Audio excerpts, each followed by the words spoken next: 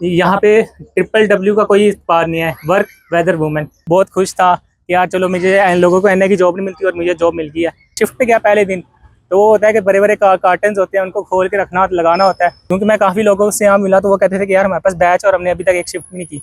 तो अल्लाह ने मुकम्मल राह से ही आसान कर दिया। तुम्हें समझ नहीं आता कि ये पैसा आया कहाँ से तुम्हारा।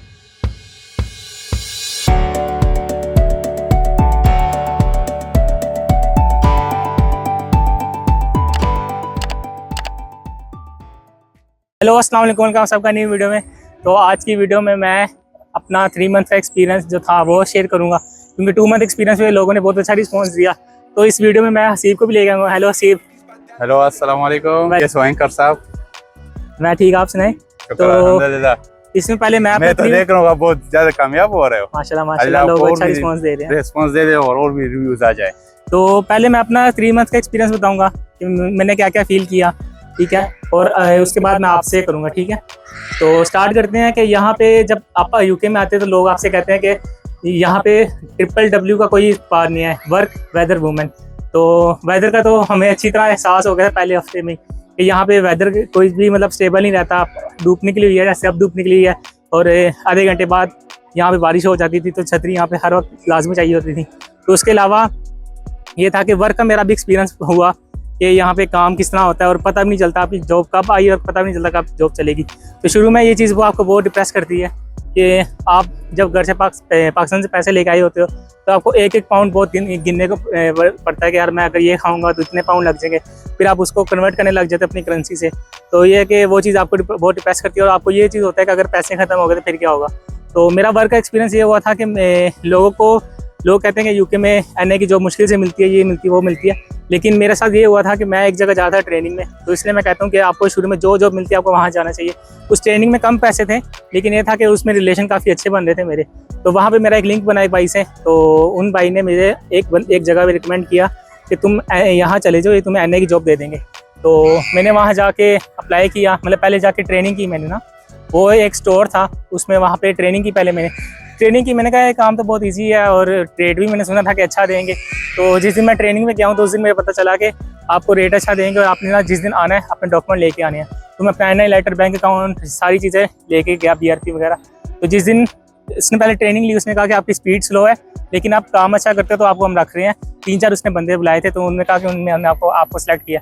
तो मैं बहुत खुश था कि यार चलो मुझे लोगों को एनए की जॉब नहीं मिलती और मुझे जॉब मिल गई है। तो ये था कि जिस दिन मैं पहले दिन शिफ्ट पे गया हूँ तो उसमें यह था कि रात 9 बजे से लेके सुबह के 8 बजे तक काम करना था।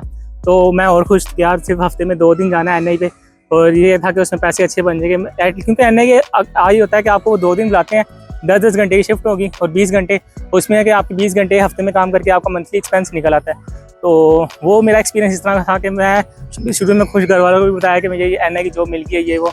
लेकिन जब मैंने की तो वो जॉब मेरे लिए इतनी टफ थी कि अगर कोई और करता तो शायद उसके लिए टफ ना होती, क्योंकि वो एक हिसाब से ये कह लो कि मेरी टाइप की जॉब नहीं थी।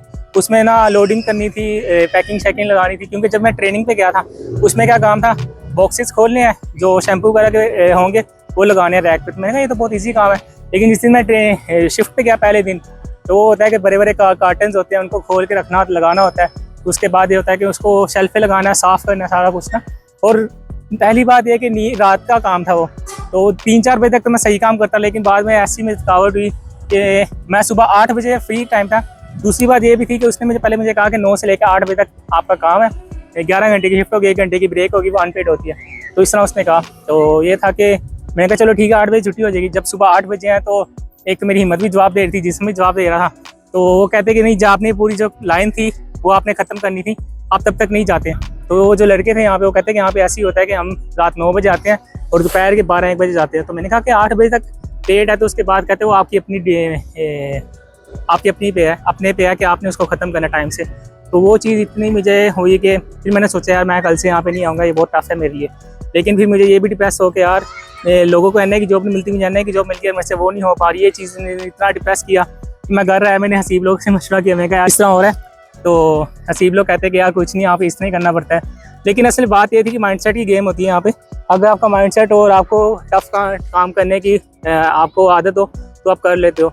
तो लेकिन मेरा माइंडसेट यही था कि यार मैं जाके ना सिक्योरिटी करूँगा, सिक्योरिटी ईजी काम होती है। लेकिन सिक्योरिटी यहाँ पे रियलाइज़ हुआ है कि सिक्योरिटी इतनी स्टेबल जॉब नहीं है यहाँ पे, क्योंकि ये रश ज़्यादा हो गया, स्टूडेंट ज़्यादा हो गए हैं, तो ये कि हर कोई सिक्योरिटी में इन्वेस्ट कर लेता है। पाकिस्तानी एशियन का ये होता है कि जिस चीज़ पर देखते हैं ना कि अगर उस पर अच्छा स्कोप है तो उसमें रश डाल देते हैं। अब सिक्योरिटी में इतना आजकल रश हो गया कि कोई स्टेबल जॉब नहीं है, तो ये होता है कि आपको या तो शुरू में आपको मार्केट में इन होने के लिए थोड़ा उनके साथ टाइम लगाना पड़ता है।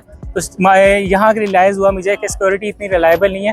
रिलायबल है अगर आपके सोर्सेज अच्छे हैं, लेकिन उसमें भी एडजस्ट होने में आपको पहले 2 मंथ लगते हैं। ये होता है ना कि आपके पास बैच और आपको शिफ्ट मिलेगी ही मिलेगी, क्योंकि मैं काफ़ी लोगों से यहाँ मिला तो वो कहते थे कि यार हमारे पास बैच और हमने अभी तक एक शिफ्ट भी नहीं की।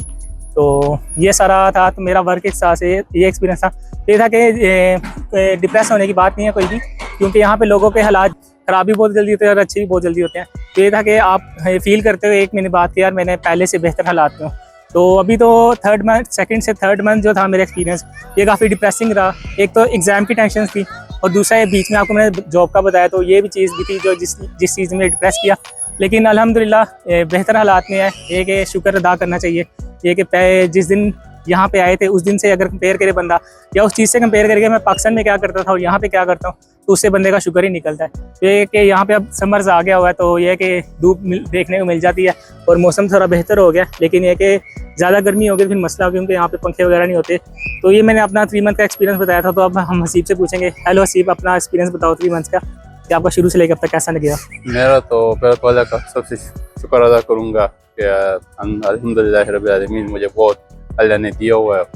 मैं पहले जब आया था मैं तो ना कोई था और ना कोई मेरे से ना कोई मदद करने वाला था, ना रेफरेंस था कोई, रेफरेंस कुछ कोई भी नहीं था, ना फैमिली का कोई बंदा था ना कोई, बस यहाँ पर अकेले ही आया था।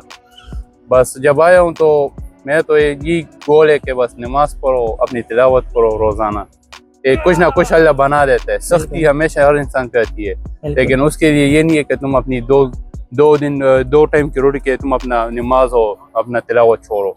ये कोई बात नहीं हुई, क्योंकि यही सख्ती में अल्लाह सबकी मदद करता है। तो उसकी बात करे तो वो तुम्हारी हेल्प करता है।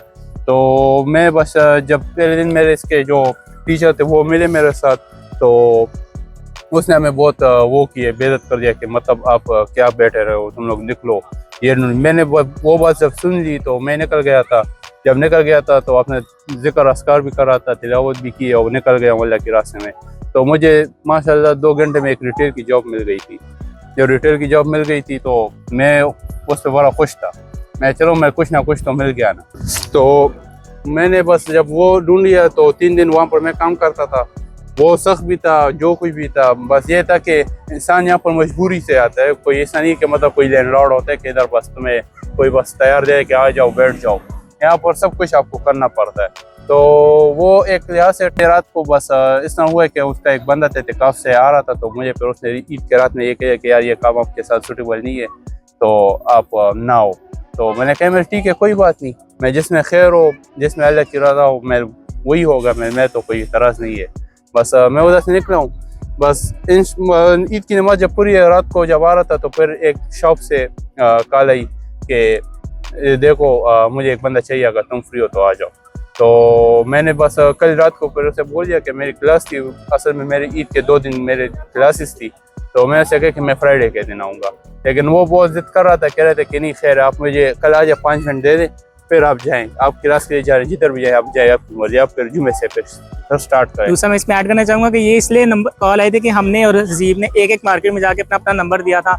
हमने कोई दुकान नहीं छोड़ी थी, तो उसकी वजह से ये फायदा हुआ था कि हमें थोड़ा ये था कि जिसने इसको कॉल आई तो ये नंबर ड्रॉप करके आया था।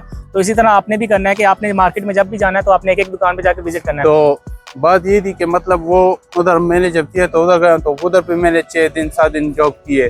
तो बात ये हुई कि मतलब ये सब का खुलासा यही मैं बताऊंगा आपको कि यहाँ पर आप जब भी आ जाओ तो नमाज ना छोड़ना, क्योंकि वो इंसान कहते हैं ना कि मतलब ये एक तबलीगी बंदा है, ये वो करेगा। असल में मैं खुद ही इतना नहीं था पाकिस्तान में, नहीं पता, मगर जब यहाँ पर मैं नमाज पढ़ना शुरू कर दी ना तो मैं तुम्हें सच क्या बताऊंगा कि अल्लाह ने मुकम्मल राह से ही आसान कर दिया। तुम्हें समझ नहीं आता कि ये पैसा आया कहाँ से, तुम्हारा के पैसा कहाँ पर लग रहा है, वो कहाँ से आ रहा है, खुद ही वो मैनेज हो जाता है। तो बात ये है कि ये इनको ये सामने करो है, मैं ना कोई तबलीग है ना कोई और कुछ किया हुआ है, बस जो कुछ मैंने देखा वो इनको भी कर रहा हूँ कि देखो कोशिश करो कि नमाज ना छोड़ो। बिल्कुल। जब नमाज छोड़ोगे तो तुम्हें तो कुछ नहीं मिलता। तुम एक मुसलमान हो तो मुसलमान का मतलब ये नहीं कि बस सिर्फ नाम पे मुसलमान। और दूसरी बात ये भी कि लोग कहते हैं बाहर आके लोग अल्लाह को भूल जाते हैं, लेकिन यहाँ के मैंने फील किया था कि यहाँ पे जब ना यहाँ का माहौल देखते हैं, यहाँ की सेल्फिशनेस देखते हैं, तो लोग अल्लाह के ज़्यादा करीब हो जाते हैं। उम्मीद करते हैं अगर वीडियो पसंद आई होगी, वीडियो को कर दें लाइक, चैनल को कर दें सब्सक्राइब। आपसे मुलाकात इंशाल्लाह नेक्स्ट वीडियो में। टिल देन टेक केयर, अल्लाह हाफिज़। अस्सलाम वालेकुम।